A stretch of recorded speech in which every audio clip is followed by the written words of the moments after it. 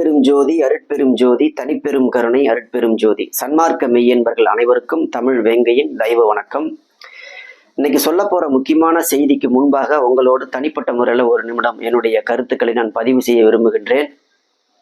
கடந்த சில மாதமாக அவ்வப்போது இந்த காட்சி பதிவுகளை உங்களோடு நான் வெளியிட்டு வருகிறேன், பகிர்ந்து வருகிறேன். இதுல சொல்லப்படுகின்ற செய்திகள் அத்தனையுமே நான் என்னுடைய சொந்த கருத்தாக அது வெளிப்படாமல் பல்வேறு வகையான பழைய நூல்கள், ஆவணங்கள், அறிஞர் பெருமக்கள் எழுதிய பல்வேறு செய்தி தொகுப்புகள், இதை அடிப்படையாக வைத்தே இதை தொகுத்தே நான் உங்களிடம் சொல்லிக் கொண்டு வருகின்றேன். காரணம் என்னவென்றால், திருவருட்பா பதிப்பு வரலாறு, வள்ளல் பெருமானுடைய வாழ்வியல் வரலாறு, சன்மார்க்க வரலாறு, இது மூன்றும் ஒன்றோடு ஒன்று பின்னி பிணைந்தவை. இதை எதையுமே தனியா பிரிச்சு எடுக்க முடியாது.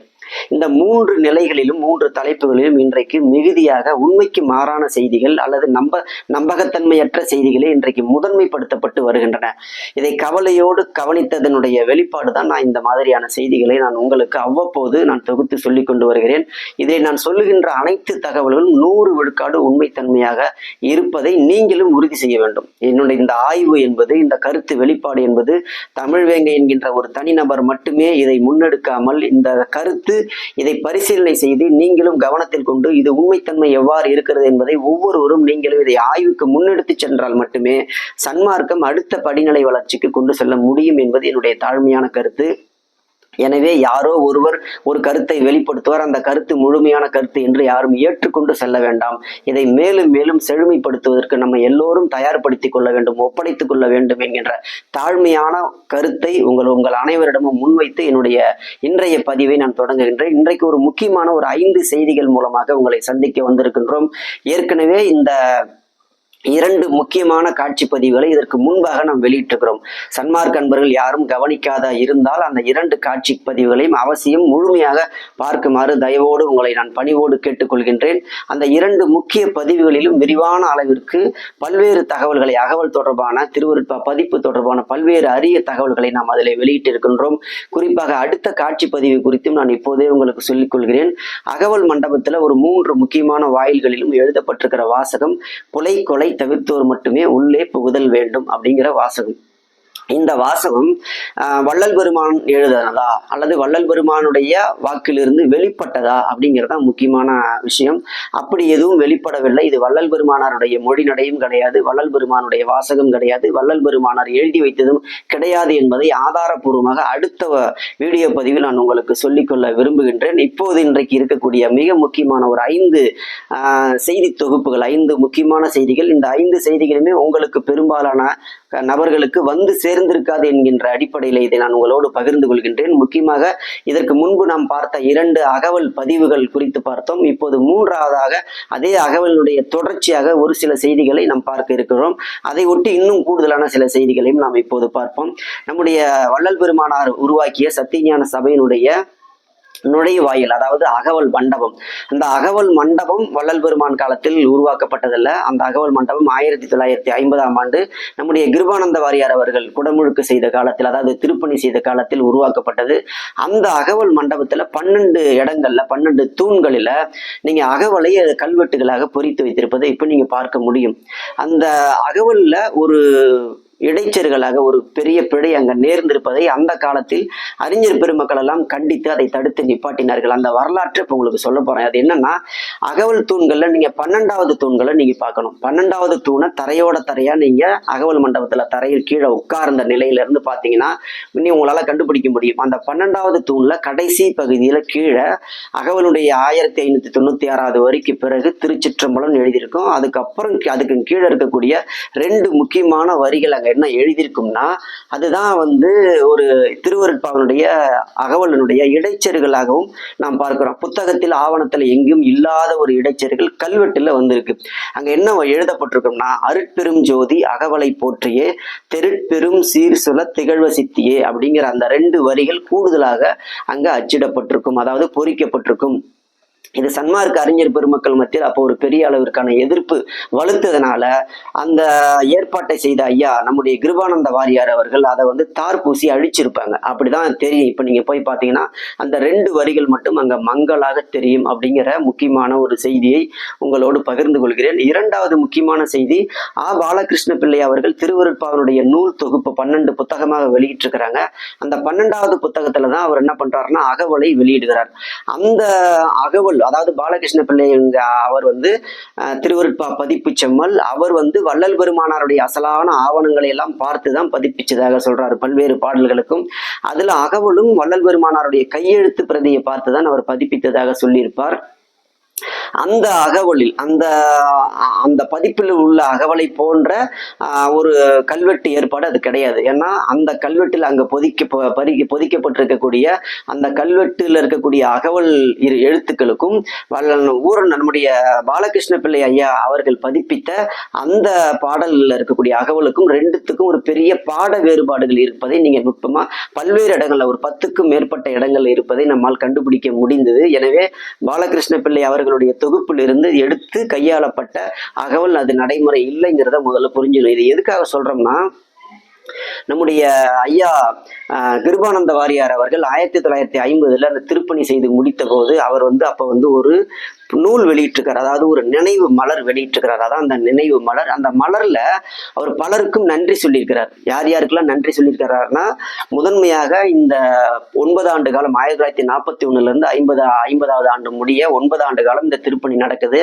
அந்த 9 ஆண்டு காலத்திற்கும் அங்கேயே தங்கி திருப்பணி செய்த ஸ்தபதி, அதாவது திருச்சி துறையூரை சேர்ந்த சவுந்தரபாண்டிய சிவனார் அப்படிங்கிற ஒரு ஸ்தபதிக்கும் இதுல நன்றி சொல்றார். அதுக்கு கீழே கிட்டத்தட்ட ஒரு 30 பேருக்கு இந்த புத்தகத்துல நன்றி தெரிவிச்சிருக்கிறார் கிருபானந்த வாரியார் அவர்கள். இதை எதற்காக இங்க சொல்றோம்னா, குறிப்பா அதுல சொல்ல வேண்டிய முக்கியமான இன்னொருத்தருக்கு அவர் நன்றி சொல்லி இருக்கணும், சொல்லாம தவிர்த்திருக்கிறார். அது இயற்கையாக நடந்தது மாதிரி நமக்கு தெரியல. அது யாருன்னா பாலகிருஷ்ண பிள்ளை. பாலகிருஷ்ண பிள்ளைக்கு ஏன் நன்றி சொல்லி இருக்கணும் அப்படின்னு நம்ம கேட்டா, இந்த திருவருட்பாக்கள் பெரும்பாலும் 6ஆம் திருமுறையில் இருக்கக்கூடிய பல்வேறு பாடல்களையும் தொகுத்து அங்க கல்வெட்டுகளாக சத்தியஞான சபை உள்ளும் புறமும் இருக்கக்கூடிய கிட்டத்தட்ட 79 இடங்கள்ல பாடலை தேர்ந்தெடுத்து கொடுத்தது பாலகிருஷ்ண பிள்ளை. அதை இந்த மலர்ல நம்முடைய கிருபானந்த வாரியார் அவர்கள் எந்த இடத்துலையும் பதிவு செய்யல.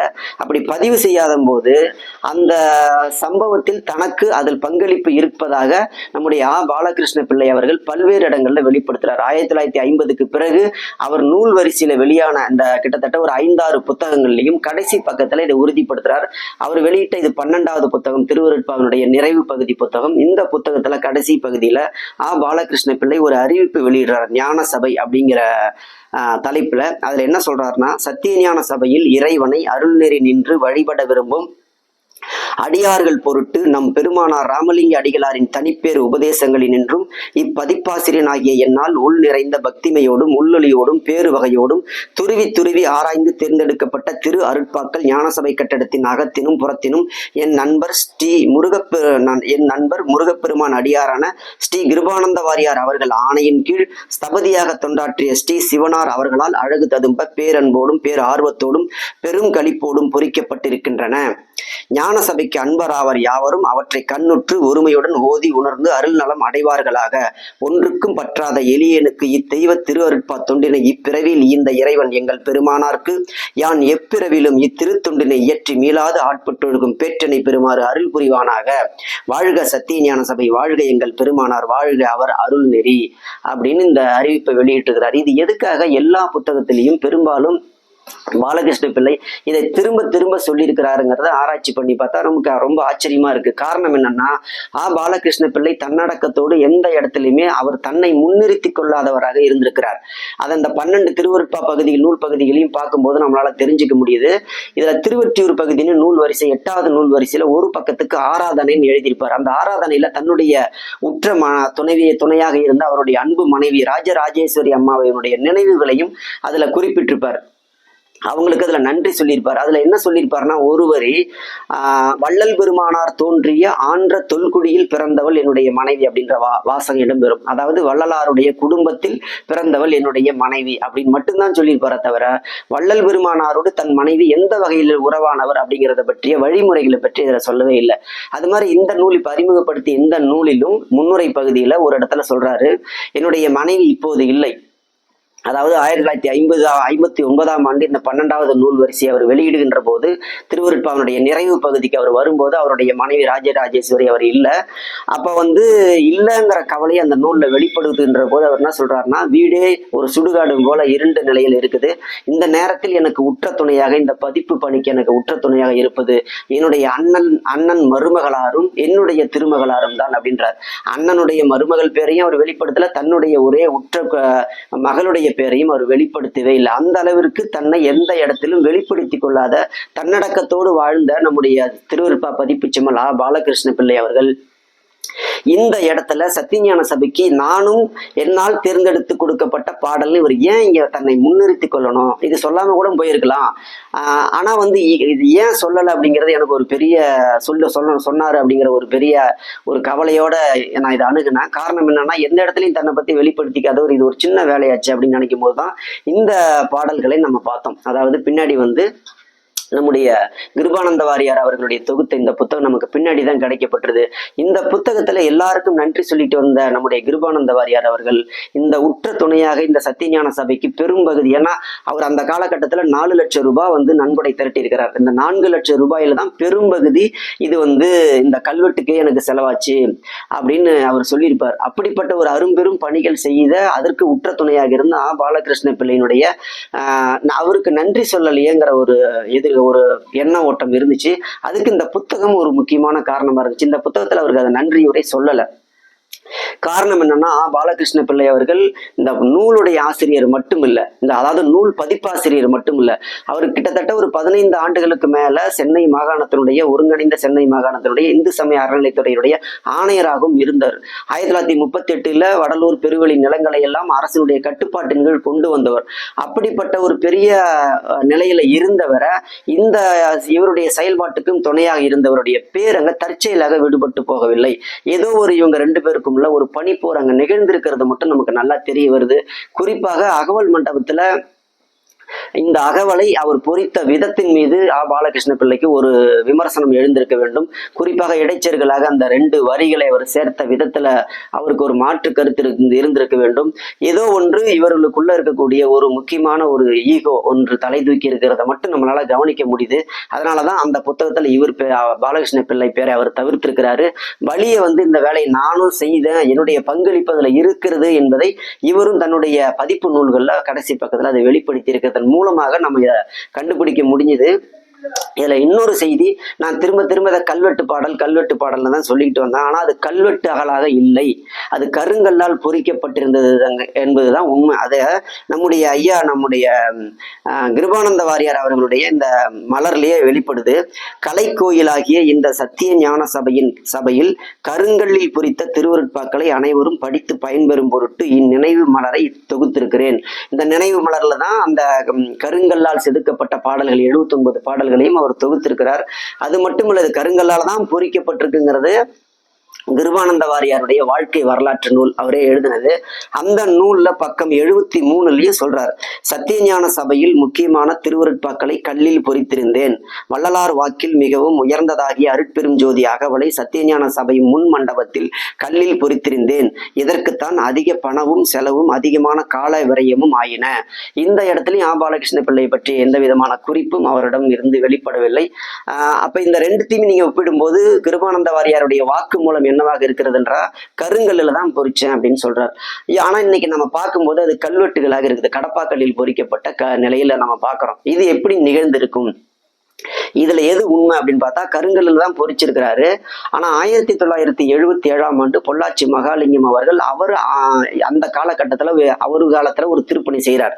அந்த திருப்பணி காலகட்டத்துல இந்த கருங்கல்லால் பொறிக்கப்பட்ட இந்த பாடல்களை எல்லாம் பெயர்த்து எடுத்துவிட்டு அவர் கல்வெட்டுகளாக அதை பொறித்தார் அப்படிங்கிற ஒரு செய்தி. இந்த செய்தியை பல அன்பர்களும் சொல்ல கேள்விப்பட்டிருக்கேனே தவிர நான் இன்னும் பொள்ளாச்சி மகாலிங்கம் ஐயாவிடமிருந்து வெளிப்பட்ட வாக்கு மூலமோ அதனுடைய ஆவணங்களையோ அது தொடர்பாக வெளியிடப்பட்ட மலர்களையோ நூல்களையோ நான் எங்கேயும் பார்க்கல. இந்த செய்தியின் மீது 100 விழுக்காடு நம்பகத்தன்மை யாரும் எடுத்துக்கொள்ள வேண்டாம். அந்த மாற்றம் அந்த காலகட்டத்தில் நிகழ்ந்திருக்கலாம் என்று பலரும் சொல்லி இருக்கிறார்கள். அது எது எப்படியோ, ஆனா கருங்கல்லால் தான் முதலாக பொறிக்கப்பட்டிருக்குங்கிற செய்தியை நாம் இதுல முக்கியமா இதுல தெரிந்து கொள்ள வேண்டும்.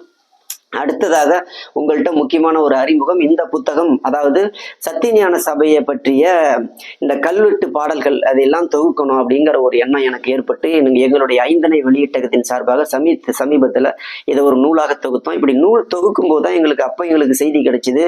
நமக்கு முன்னாடியே இதை பலரும் நூலாக தொகுத்திருக்கிறார்கள். அதாவது 1962 துறவி கந்தசாமி ஐயா அவர்கள் இதை ஒரு நூலாக வெளியிட்டிருக்கிறார்.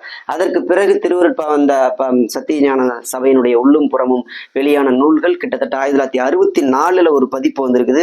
அதுக்கப்புறம் திருவருட்பா கற்பதிப்பு பாடல்கள்னு நம்முடைய மணிவாசகர் பதிப்பகத்தின் சார்பாக இதுக்கு முன்னாடியே பலரும் இப்படி வெளியிட்டிருக்கிறார்கள். எனவே இந்த சத்தியஞான சபையினுடைய கல்வெட்டு பாடல்கள் குறித்த இந்த அளவிற்கான இந்த செய்தியை நான் நிறைவு செய்கின்றேன். அடுத்த காட்சி பதிப்பில் நிச்சயமாக உங்களுக்கு ஒரு முக்கியமான செய்தி. நான் ஏற்கனவே சொன்னது போல அந்த புலைக்கொலை தவிர்த்தோர் மட்டுமே உள்ளே புகுதல் வேண்டும் என்கின்ற வாசகத்தை யார் சொன்னது, எப்போது சொன்னார்கள், அது வள்ளலாரிடமிருந்து வெளிப்பட்டதா இல்லையா என்கின்ற இந்த கருத்தை நாம் அடுத்த காட்சி பதிவில் பார்க்கலாம். நன்றி, வணக்கம்.